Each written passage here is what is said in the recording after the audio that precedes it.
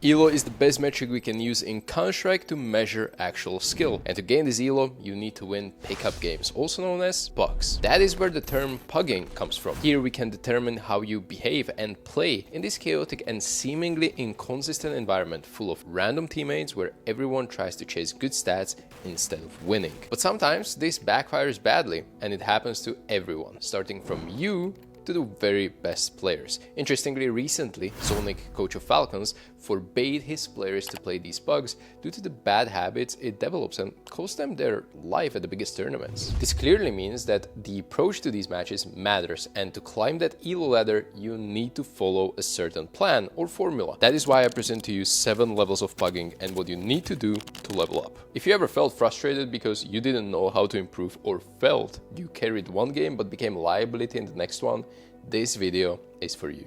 All of these levels will be directed at FACEIT, which is by far the most popular platform for playing pugs. However, you can apply most of these to your premier games too. For level 1, this might already trigger you. If all you do is complain about teammates, point out the mistakes, grieve, or even be passive-aggressive, you're actively ruining your chances of winning. I understand it is frustrating to lose, but if you want to be good in Counter-Strike, you need to accept losses. In this game, you will lose a lot. Even the best players in the world have periods where they only win slightly above 50% of their games. You will die to random smoke spam, stupid timing, missed flash by a teammate, or throw a 1v4 situation. It will happen. This doesn't warrant any toxicity because it's only one round out of many. The sooner you stop spreading hate and dwelling on past rounds, the faster you will climb out of ELO hell. I also love the mantra that major winner automatic shares and you can adopt immediately.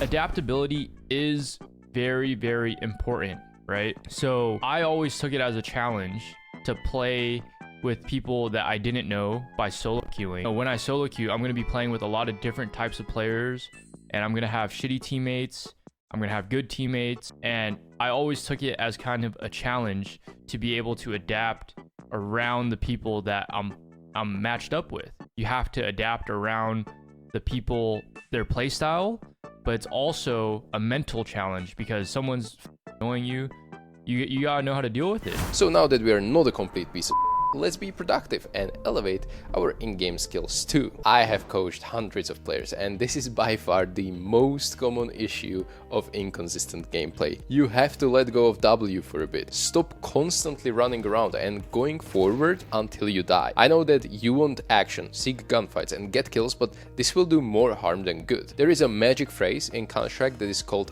first timing. In every round, there is a certain moment when Ts and CTs can meet in a duel, and these duels are dangerous to take because there are so many variables that work against you and you can't be ready for everything.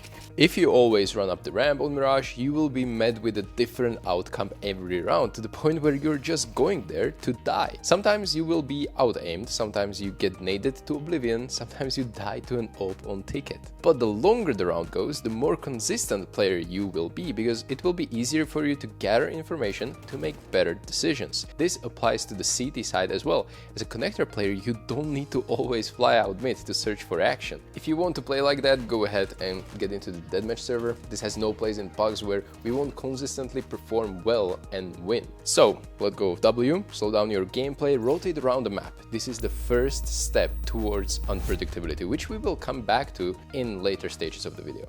At this level, things are getting serious. You're on the right path of climbing upward. So let's talk about something that will help you in it. And for that, I will conveniently use partner of today's video, Refrag. Often I see a mistake of someone trying a play they saw on stream, YouTube or TikTok, but they never really tried it on an empty server. Professionals use the term dry run for it. That's when you usually spot the first flaws of the play, like the timing or precise utility lineup. And it's always better to find out about this in Refrag rather than a real game, because it won't cost you the round. In Refrag, you can load up an empty server, and with tons of commands, you can make your training process and brainstorming way more effective. But then, even when you're comfortable with your new play, we play Counter-Strike. That means you will have to hit your shots when these plays put you in advantageous duel. For that, Refrag also comes into clutch, as you can choose a lot of fun and challenging drills to help you nail down the mechanics and aim. I say it is challenging, but it doesn't punish you in any way. If you die, you simply respawn and try again. And you can do so right now with code STYKO, because Refrag was kind enough to give my viewers a 3-day trial to test everything out before you commit. but the word on the street is that whoever tries it has hard time not coming back. And now, why those plays and moves are important. Plays are your comfort zone moves on the map that are great against wide range of opponents. You have good success rate with them and they reward you with either a kill or free map control. These plays don't need to be overly complicated. In fact, I advocate that you don't even need a teammate for them a lot of the time. Now obviously having a partner to queue with is always better as it reduces the randomness of the lobby by one teammate, but for now let's work with the extreme of being alone. To stay with our Mirage example, as an A player you can have an arsenal of moves for how to counter A ramp lurks or executes. For instance, throw the standard anti-rush molly, flash over mid. It's still important to support others and fulfill your role, but then you can flash into the ramp and simply swing behind your own fire.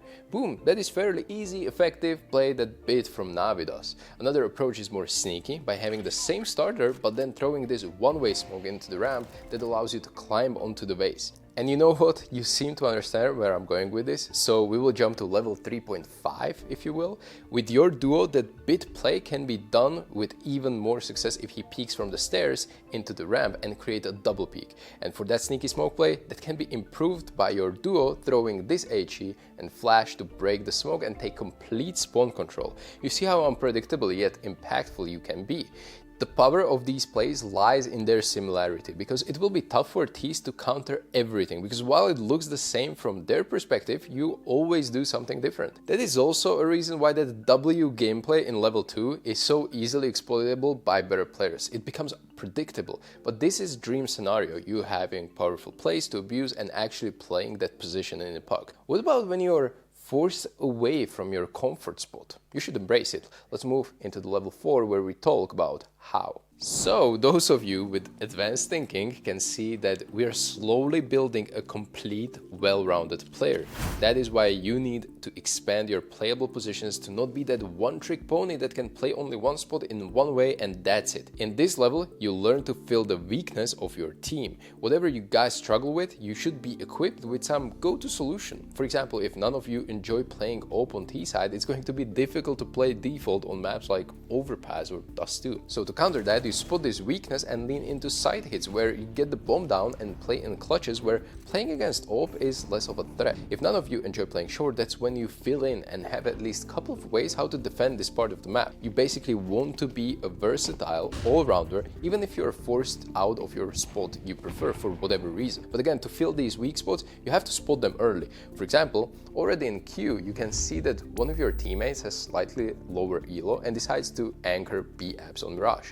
As a short player, you generally don't want to lean away from him too much. Be around him, support him by extra utility or setups. If you spot this weakness, assume that enemies know about it too and will try to abuse your less experienced teammate. You can see that as we progress through each level, we become more and more team-oriented, which is precisely the point here. You won't win pucks alone, so instead of focusing on your own stats, focus on what makes you win as a team, even if you play with 4 randoms you never met before and will never meet after this match. But while they're in your lobby, they must be your 4 best friends that will help you get that sweet elo.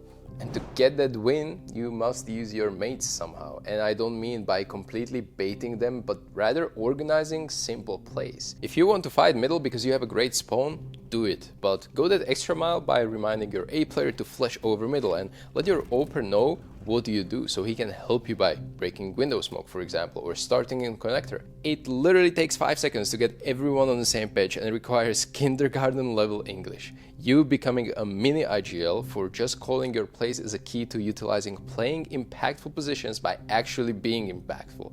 The rule of thumb is simple. Even the bad call can be round winning one if you do it together. That is the beauty or curse of Counter-Strike. Oh, and that also means that if you don't have a duo to play with, you can start doing the duo plays I mentioned in level 3.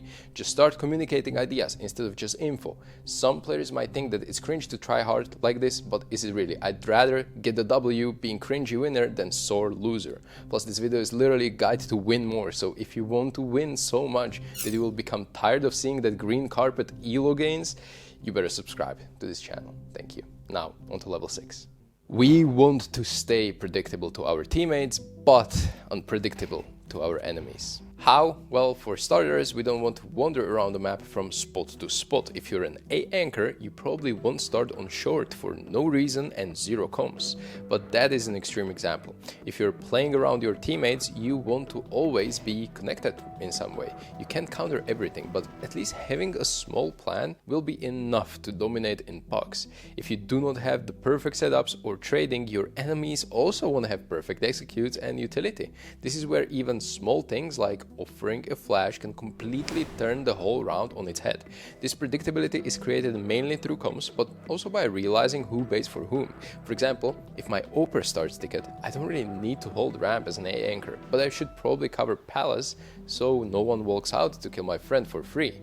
This is already a glimpse of Counter-Strike that you can see at the biggest tournaments. The beauty of it is that with small organizing you can play the same way and you can read the game way easier. In the last level, we tie it all together while finding small things to exploit to our advantage. And we can start doing this before we even connect to the server. In fact, puck starts in the lobby, which can give us much needed edge that can be the difference between 13-11 win or an 11-13 loss. This is where you abuse the metagame. Thanks for extensions like FACEIT Forecast or Repeak, you can see advanced stats and what maps are preferable to your team. Checking how many solo queue and duo queue players are in the lobby is also a good data point. If you're stuck with two pairs, ask them where they are comfortable playing and let them be together. They probably have better chemistry than you just coming in and disrupting every plan.